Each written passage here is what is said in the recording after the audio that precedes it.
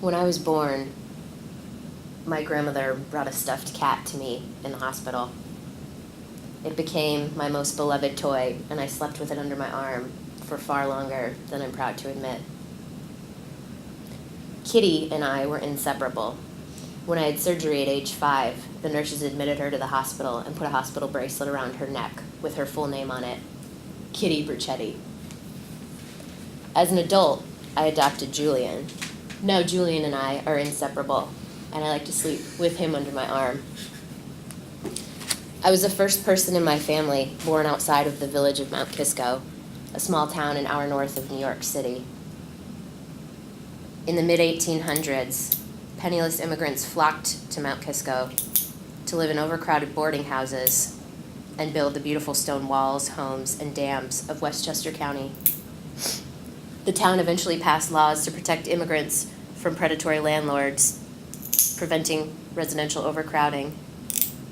In the 1990s, a new wave of Latino immigrants sued the city of Mount Kisco for its prejudicial and excessive enforcement of the residential overcrowding laws against Latino families.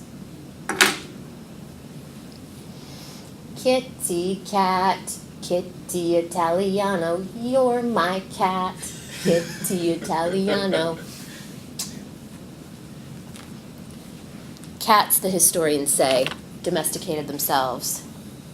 The rise of agriculture in the Fertile Crescent led to growing populations of crop-destroying rats. When the wildcats descended on the fields to feast on the plentiful rats, humans welcomed and even revered them. The tamest of these cats stuck around for extra food scraps and a warm place to sleep. They were the most reproductively successful and eventually bred themselves into being domesticated cats. In the year 1232, Pope Gregory IX declared that cats were diabolical. Cats throughout Europe were slaughtered. This gave rise to rat populations that a century later would carry and spread the bubonic plague, one of the worst pandemics in all of human history.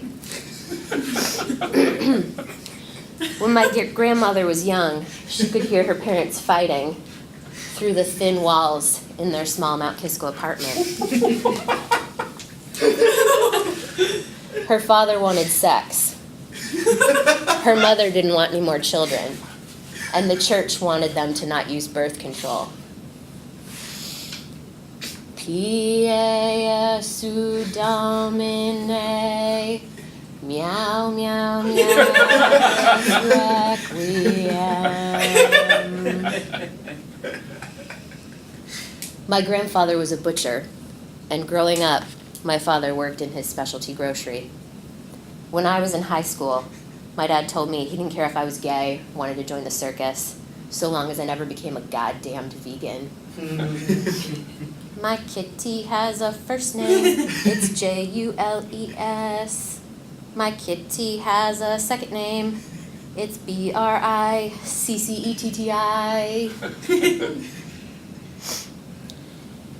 In September, just before I started grad school, my grandmother passed away. I gave a eulogy at her funeral, and people told me I should be a writer.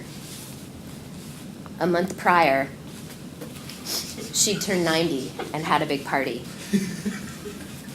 I intended to go and speak at her birthday, but I couldn't get off work. I'm really angry at myself for not speaking publicly about how much she meant to me before her death. A year prior, at age 89, my grandmother was invited to speak publicly at a Mount Kisco Historical Society event.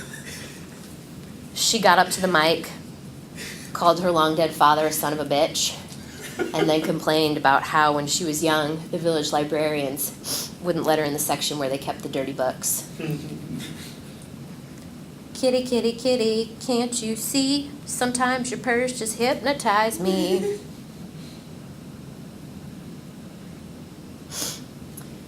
My grandmother left her last wishes on a sloppily formatted Word document saved to her old PC that she'd used to check her AOL.